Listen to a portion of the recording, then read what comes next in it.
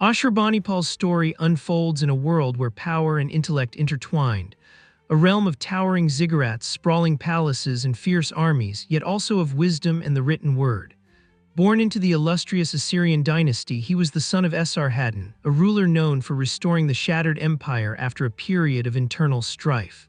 From an early age, Ashurbanipal was steeped in the traditions of his people. He learned not only the art of war and statecraft, but also developed an abiding passion for literature and knowledge. This unusual blend of martial prowess and scholarly curiosity would come to define his reign and set him apart in the annals of history. When Ashurbanipal ascended the throne in 669 BC, he inherited an empire that stretched from the Persian Gulf to the Mediterranean.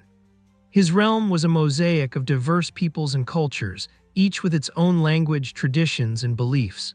In such a vast domain, the challenge of uniting disparate groups while maintaining strict control was immense.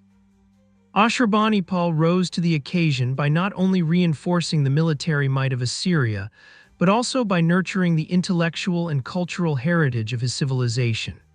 His dual focus, expanding his empire through relentless military campaigns while simultaneously fostering a legacy of learning, created a paradox that would intrigue historians for centuries. In the realm of warfare, Ashurbanipal's reputation was both formidable and fearsome. His military campaigns were characterized by swift, decisive action and a willingness to use overwhelming force. When neighboring kingdoms dared to challenge Assyrian dominance, his armies marched with a singular purpose: to secure the empire's borders and subdue any opposition. One of his most notable campaigns was against Elam, a region that had long tested the resolve of Assyrian rulers. The response was swift and merciless. Cities were razed, populations were displaced, and a stark message was sent to any who might consider defiance. Such brutal measures, etched into the stone reliefs that adorned his palace walls, were intended to instill fear and secure obedience. Yet behind the veneer of military triumph lay a ruler who was equally committed to preserving the legacy of human knowledge. This commitment manifested most strikingly in the creation of his legendary library at Nineveh. Far more than a mere collection of administrative records, the library was a curated repository of cuneiform tablets encompassing history, literature, science, and religious texts. Among its treasures was the Epic of Gilgamesh, a work of literature that has transcended time and remains one of the world's oldest known narratives. Ashurbanipal's library was a deliberate act of cultural preservation, a way to safeguard the wisdom of past civilizations while also asserting the intellectual superiority of Assyria. In the quiet, sunlit halls of his palace, where scribes meticulously copied texts and scholars debated philosophical ideas, the king nurtured a vision of an empire that valued knowledge as much as it did conquest. The splendor of Nineveh was not confined to its impressive military achievements or its vast repository of texts. It was also reflected in its art and architecture. Under Ashurbanipal's patronage, the city blossomed into a center of artistic innovation. Intricate reliefs, detailed carvings, and grand palatial structures spoke of a civilization that celebrated both strength and beauty. Every sculpture and inscription was crafted to convey a dual message: that Assyria was a land of mighty warriors and learned men alike. In these works, the king's own image, both as a conquering hero and as a custodian of ancient wisdom, was immortalized, creating a lasting testament to the complex identity of his rule. The duality of Ashurbanipal's reign, a fusion of relentless warfare and profound cultural patronage, reveals the complexities of leadership in the ancient world. His military exploits, marked by ruthless efficiency and the display of unbridled power, were counterbalanced by a genuine appreciation for literature and the arts. It is this paradox that has fueled modern debates about his legacy. On one hand, his campaigns, often recorded in graphic detail on palace reliefs, serve as stark reminders of the cruelty inherent in the pursuit of power. On the other, his dedication to the collection and preservation of knowledge has earned him admiration as one of history's great intellectual figures. In his own lifetime, Ashurbanipal was acutely aware that the strength of his empire depended not only on the might of his armies, but also on the enduring impact of the ideas he championed. Every inscription and every tablet recovered from Nineveh offers a glimpse into the mind of a ruler who sought to shape both the physical and intellectual landscapes of his time. The meticulous care with which these texts were compiled speaks to a belief that true immortality lay not in the fleeting triumphs of battle, but in the eternal legacy of knowledge. Ashurbanipal's library was not simply an administrative archive. It was a carefully curated collection that spanned genres and subjects, from astronomical observations and mathematical treatises to epic narratives and hymns to the gods. In assembling such a diverse array of works, he ensured that the intellectual achievements of his civilization would endure, offering future generations a window into the rich tapestry of Assyrian culture. The military campaigns of Ashurbanipal, while celebrated for their strategic brilliance, were also a source of controversy. His conquests, particularly in regions like Egypt and Elam, were marked by displays of overwhelming force that left lasting scars on the subjugated populations. The sheer scale of destruction wrought by his armies was intended to serve as a warning to any who might challenge the Assyrian hegemony. Yet even as he used force to secure his realm, Ashurbanipal was mindful of the need to integrate the conquered peoples into the fabric of the empire. His policies, though often harsh, were driven by a desire to maintain order and stability in a diverse and sprawling domain. This delicate balancing act between domination and administration, between coercion and integration, underscores the inherent challenges of ruling an empire that was as vast as it was culturally varied. Despite the ferocity of his military campaigns, there is ample evidence to suggest that Ashurbanipal was not solely defined by his prowess on the battlefield. In private, he was known to be a man of considerable learning and taste. The walls of his palace, adorned with depictions of mythological scenes and heroic deeds, also bore inscriptions that celebrated the wisdom of ancient civilizations. These dual narratives, one of conquest and one of cultural revival, were intended to construct a comprehensive image of his reign. The artistic and literary endeavors he supported were as much a part of his political strategy as his military campaigns. By fostering a rich cultural environment, he not only secured the loyalty of his subjects, but also projected an image of a ruler who embodied the highest ideals of civilization. Much of what we know about Ashurbanipal comes from the very records he commissioned and preserved. In the majestic halls of Nineveh, grand inscriptions recounted both the glories of battle and the achievements of scholarly endeavor.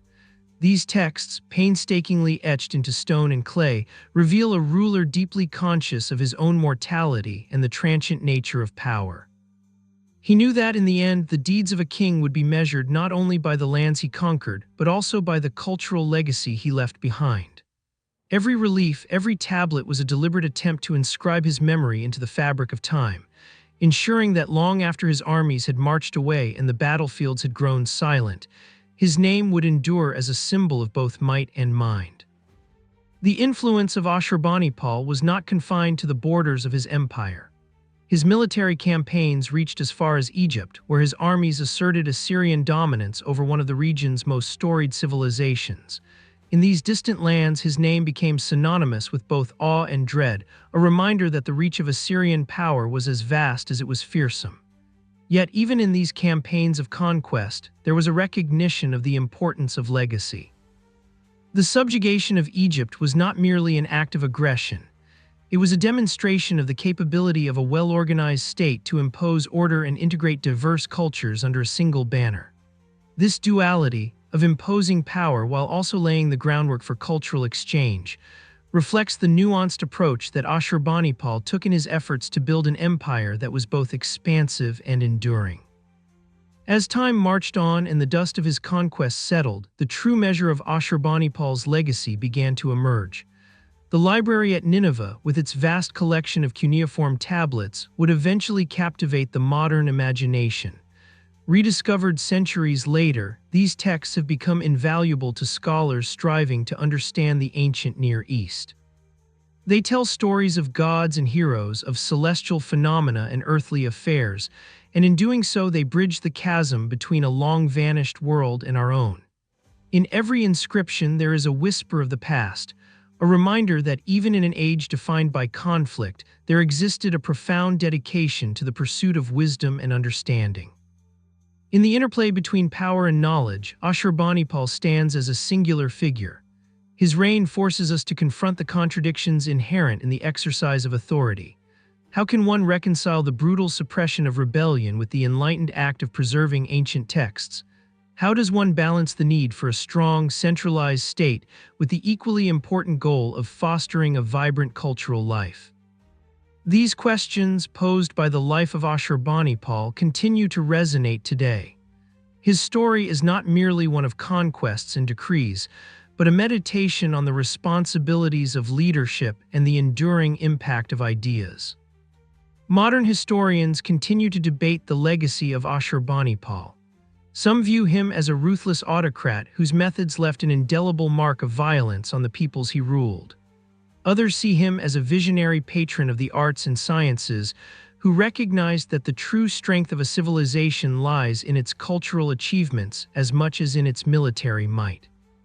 In many ways, his reign encapsulates the eternal tension between order and chaos, a reminder that the instruments of power can be wielded to both destroy and create. It is this dual nature that makes his life so compelling and his legacy so enduring. The rediscovery of the Nineveh library has transformed our understanding of ancient Assyria. Each tablet recovered from those ancient ruins offers a window into the mind of a civilization that, despite its reputation for ruthless conquest, also harbored a deep respect for learning and artistry. Scholars poring over these texts have uncovered not only administrative records and legal codes, but also works of literature and religious hymns that reveal the inner life of the Assyrian people. In these fragments of clay, we see a society that was both pragmatic and poetic, a people who valued the precise order of bureaucracy as much as the evocative power of myth and legend. Reflecting on Ashurbanipal's life invites us to consider the nature of legacy itself. What does it mean to be remembered? For many rulers, memory is preserved in the monuments they leave behind or in the territories they conquer. For Ashurbanipal, however, the written word was an equally potent instrument of immortality. His deliberate act of gathering texts from across the known world was a statement of faith in the enduring power of knowledge. It was a recognition that while armies can march and kingdoms can rise and fall, the insights captured in a single cuneiform tablet can echo through the ages, illuminating the path for generations yet to come. In the twilight of his reign, as pressures both from within and without mounted on the empire, Ashurbanipal continued to work on his dual agenda of conquest and cultural preservation. Even as rebellions threatened to tear apart the fabric of his realm, his commitment to the arts and scholarship never wavered. It was as if he understood that the only way to counterbalance the inherent cruelty of military power was to invest in the betterment of human thought and creativity. This interplay between the sword and the stylus, the simultaneous celebration of force and intellect, is perhaps the most fascinating aspect of his legacy. Today, as we examine the ruins of Nineveh and decipher the tablets that survived millennia of decay, we are confronted with a vivid reminder of a time when the fates of empires were decided by the might of armies and the clarity of ideas. Ashurbanipal's reign stands as a monument to the idea that true greatness is achieved not only through the expansion of territory, but through the cultivation of a culture that values learning, art, and the transmission of knowledge. His story challenges us to rethink our understanding of power. It suggests that the legacy of a leader is measured not solely in the battles fought or the lands conquered, but in the enduring influence of the ideas and artifacts that outlive the impermanence of political might. In contemplating the life of Ashurbanipal, we find a narrative that is as complex as it is inspiring. A story of a man who, with one hand, wielded a sword to carve out an empire, and with the other, nurtured a library that would become one of the most significant archaeological treasures in history. His efforts to integrate a wide array of cultural expressions into the fabric of his empire, even as he enforced a strict and often brutal regime, reveal a ruler who was as aware of the fragility of human existence as he was determined to impose order on a chaotic world. The legacy of Ashurbanipal is one that continues to spark debate among scholars and enthusiasts alike. His reign, marked by episodes of unrelenting violence alongside moments of remarkable cultural achievement, forces us to ask difficult questions about the nature of leadership and the ways in which societies remember their past. Was he, as some have argued, merely a tyrant whose insatiable hunger for power led to unnecessary bloodshed? Or was he a visionary who recognized that the preservation of knowledge was the surest path to immortality? The answer, perhaps, lies somewhere in the intricate interplay of his actions, a reflection of a time when the dichotomy between civilization and savagery was often a matter of perspective. In the quiet afterglow of his military campaigns, as the echoes of clashing swords gave way to the rustle of clay tablets being unrolled by diligent scribes, the enduring impact of Ashurbanipal's vision became apparent. The tablets he amassed, filled with the wisdom of earlier civilizations, continue to speak to us today, transcending the centuries that separate our modern world from his ancient one. They remind us that, even amid the destructive forces of conquest, there exists an irrepressible drive toward learning, creativity, and the preservation of our collective human experience. The story of Ashurbanipal, then, is not just a chronicle of military might or imperial ambition. It is a narrative of human aspiration, a tale of a ruler who sought to inscribe his legacy not only in stone and conquest, but also in the enduring language of ideas. His life stands as a testament to the belief that while empires may crumble and armies may fade into history, the treasures of human thought remain eternal. In the clay tablets of Nineveh, the poems, the records, and the legends, we find echoes of a world where even the most fearsome warriors were capable of cultivating beauty, wisdom, and a vision that reached beyond the horizon of their own time. In the final analysis, Ashurbanipal's legacy endures as a powerful reminder that the true measure of a civilization is not merely found in the monuments of its victories, but in the enduring strength of its culture and the timeless influence of its ideas. His life challenges us to consider the delicate balance between force and enlightenment, a balance that, despite its inherent tensions, is essential to the flourishing of any society. As we continue to explore the ruins of ancient empires and study the texts that have survived the passage of time, we are, in a sense, following in his footsteps, seeking to understand not only the deeds of those who came before us, but also the enduring power of human creativity and the quest for knowledge.